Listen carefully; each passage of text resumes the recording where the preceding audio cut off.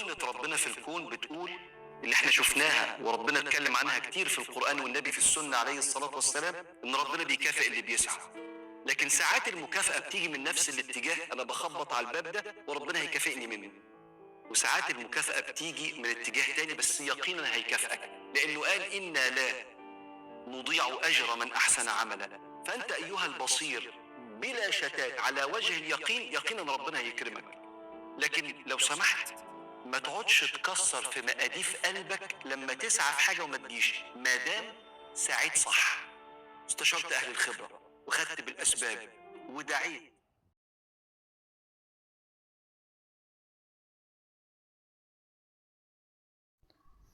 السلام عليكم، ازيكم حبيبات؟ عاملين ايه؟ يا رب دايما كده تكونوا بخير وفي احسن حال. قبل ما نبدأ فيديو النهاردة بقى كده، تعالوا الاول نصلي ونسلم على رسولنا الكريم.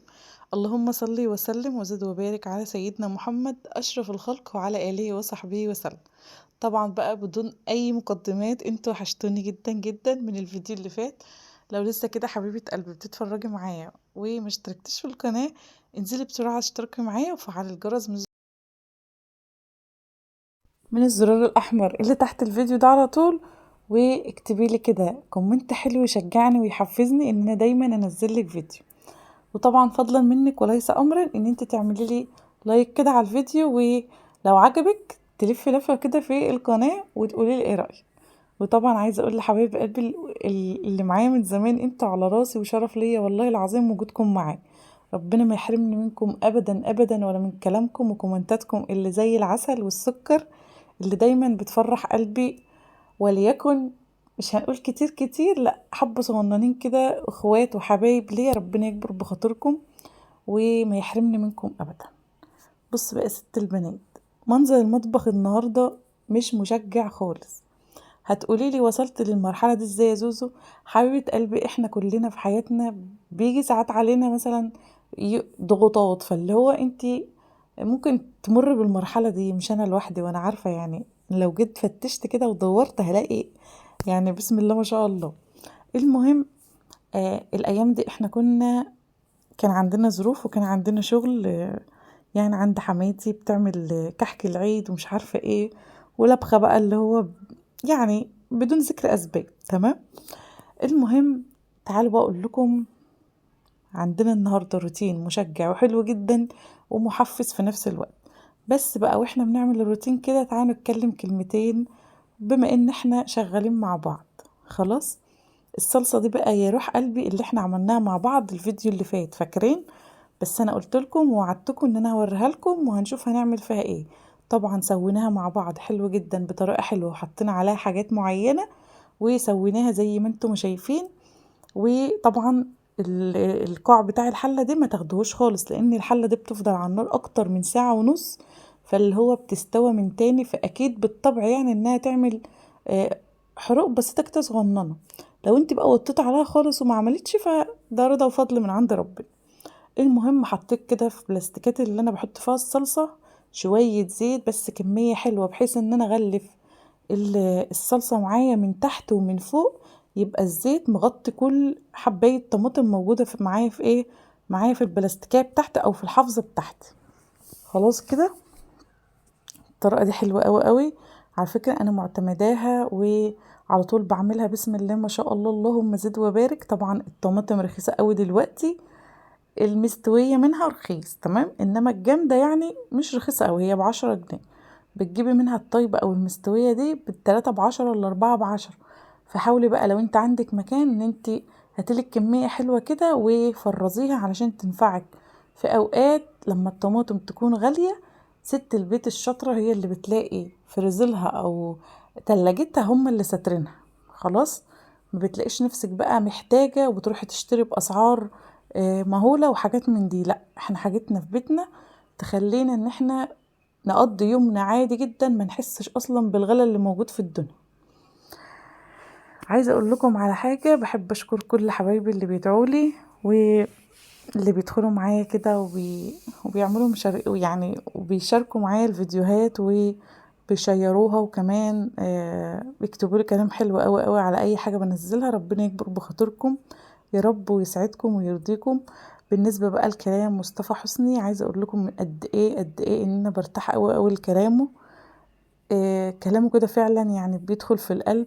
فعلا اول مقطع في الفيديو، والله العظيم فعلا الكلام ده يا جماعة فعلا كأنه بيتكلم عني، يعني اللي هو ببقى ساعات عندي طموح كده، وان شاء الله ربنا هيكرم، وان شاء الله هقدر اعمل، وان شاء الله هبدأ احقق حاجة، فاللي هو ارجع تاني اقول لا، واقف على رجلي، وبعد ما خلاص ايأس، وبعد ما ببقاش عايزة اعمل اي حاجة، اللي هو اقول لا، طب انا هكمل وهشوف، يمكن ربنا يكرم، ويمكن ربنا يقف جنبي ويطبطب على قلبي، وقد ايه هو عارف انا محتاجة، يعني مش محتاجة يعني شحاتة او الكلام ده، لا، محتاجة ان انا يكون ليا سند كده، ويكون ليا ان انا شخصية مستقلة بنفسي. فاللي هو ربنا اعلم بما في القلوب، ربنا يرضيكم ويسعدكم ويكبر بخاطركم انا وانتم كل السامعين. بس عايزة اقول لكم قد ايه الصبر حلو، وقد ايه ان كل ما تطلب من ربنا حاجة ربنا هيكبر بخاطرك ان شاء الله، ودايما يكون عندنا يقين بالله ان هو مش هينسانا، هيطبطب على قلوبنا في يوم من الايام ان شاء الله.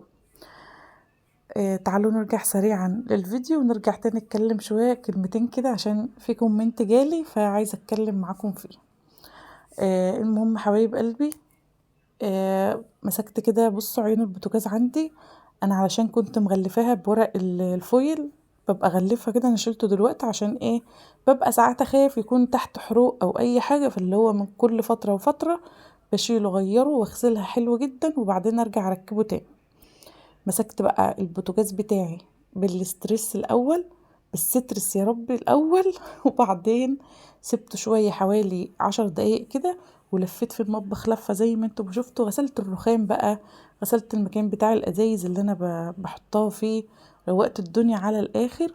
فهنا بقى غسلته غسلة حلوة، غسلت الحمالات بتاعته، وكمان مسحت المية دي كلها، لان انا كنت شوي عليه سمك، عارفين يعني كنت شوي عليه سمك كده، فاللي هو بصوا الدنيا بايظه خالص. وكمان ربنا يوسع عليا وعليكم، انا عندي الفرن اللي هو الفرن البلدي بتاعنا العادي، بس في اوضه المطبخ اللي هو المقفول، يعني عندي مطبخ هنا اوضه مقفوله، بس بقى لما فيها الكراكيب والحاجات بيبقى مش صعب عليا قوي ان انا اشغل الفرن، خلاص بيبقى مش صعب عليا ان انا اشغل الفرن دوت. فبعمل بستسهل صراحة ان انا اشوي، يعني ان انا اشوي سمك او اي حاجة بشويها على الصاجة كده من فوق.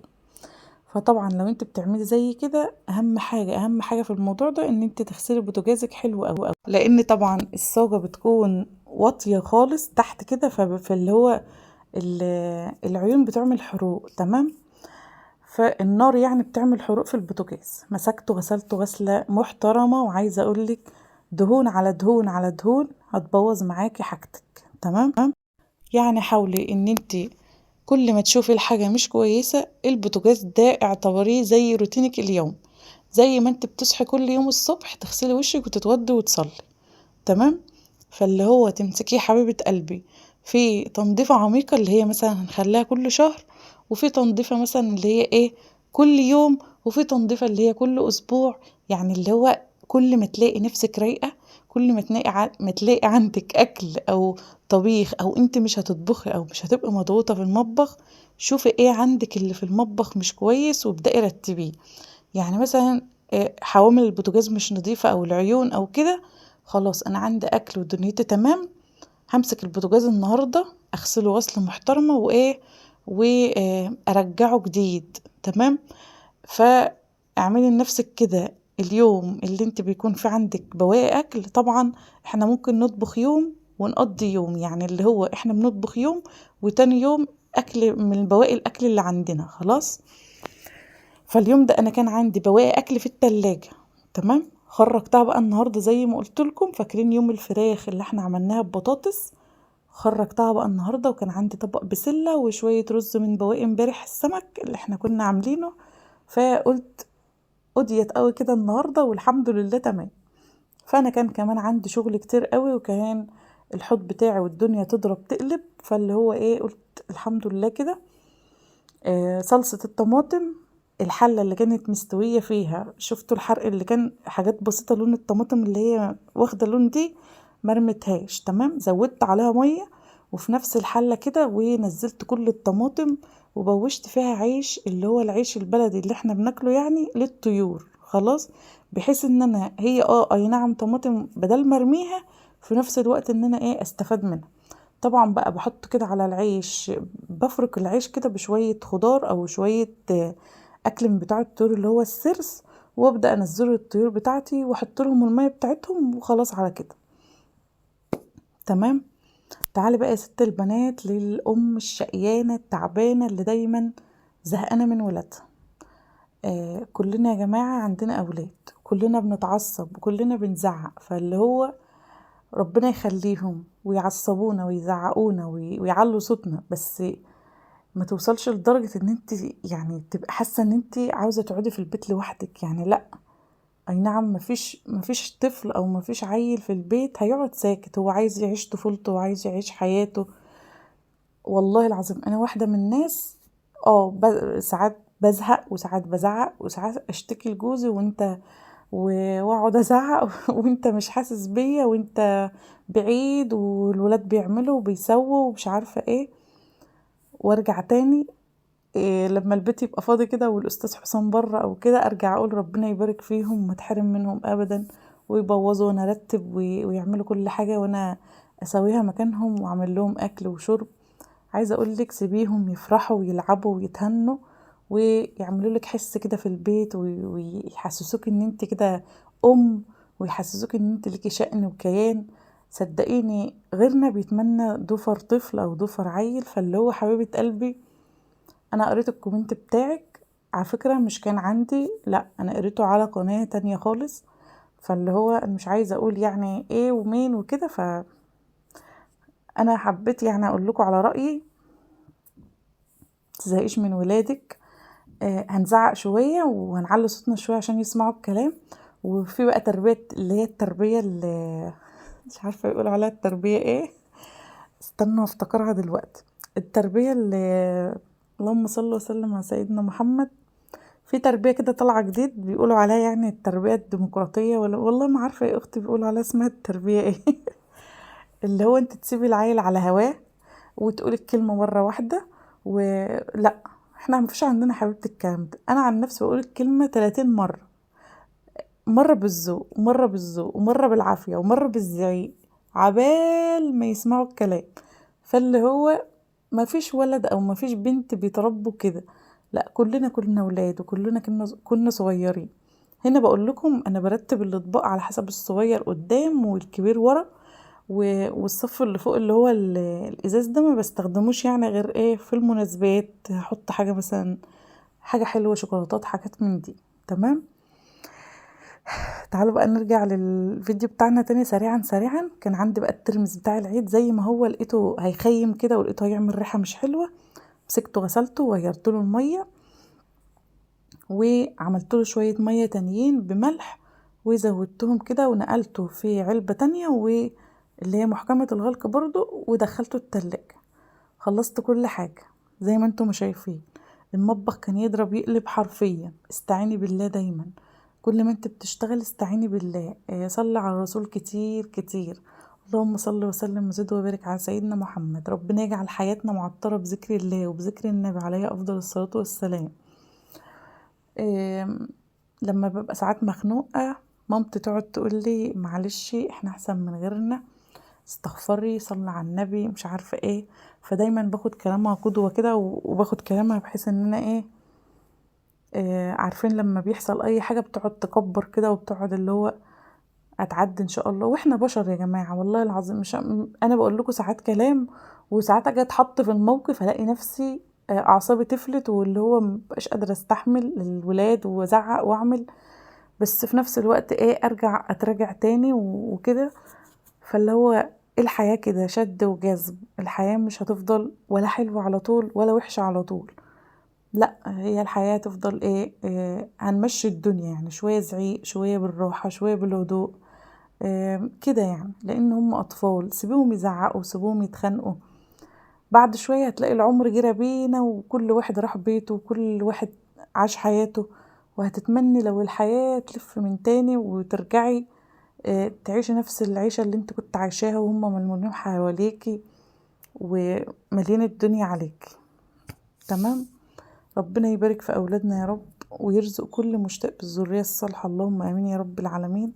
يا رب ارزق كل مشتاق بما يشتاق، وأنا أولهم يا رب العالمين. دايما كده ادعي ربنا بالأكتر وبالأحسن، تدعيش ربنا وتقتصر الدعاء على حاجة معينة، لأ، ادعي بالزيادة وبالخير، لأن ربنا هو هو العطاء، يعني هو اللي هيديكي كل اللي في نفسك، هو اللي هيديكي اكتر من ما تتمني. ما تطلبيش بحبك انت او على قدك انت، قولوا له على قد عطائك اديني. يا رب يدينا على قد نيتنا يا رب، اللهم امين يا رب العالمين. عايزه اقول لكم بقى الفيديو ده مش عارفه هو المفروض كان نزل او هينزل، فانا مش عارفه والله هو هيتاخر ولا هينزل امتى بالظبط. بس ده روتين يوم عادي جدا في حياتنا، في حياة وست بيت مصرية بسيطة. شوفوا هنا، أنا كنت وأنا بغسل البوتاجاز شايفين العين مواربة شوية، والله أنا أول مرة أشوفها في الفيديو دلوقتي. الحمد لله. مسكت البوتاجاز بقى، نضفته، غسلته غسلة محترمة كده. غسلت الرخام اللي هو بتاع اللي هي اللي أنا حطاه على التربو دي، ونضفت المواعين، كل الحاجات دي والله العظيم يا جماعة ما أخدت معايا ساعة، يعني ساعة كنت بصوا فورت المطبخ كله. وهنا بقى مسكت الازايز وفتحت الفلتر قدامه 3 ايام كده قدامه 3 ايام على ما يملى الازايز المية. بس مش مشكلة، اسيبه براحته. بطلع اقعد بقى اشوف نفسي، اعمل لي حاجة سخنة اشربها مثلا، حد وراه مذاكرة من الولاد اراجع له، مش عارفة ايه، ما فيش حاجة، وهنزل اشوف حماتي بنزل، يعني ده بيعتبر يوم العادي جدا.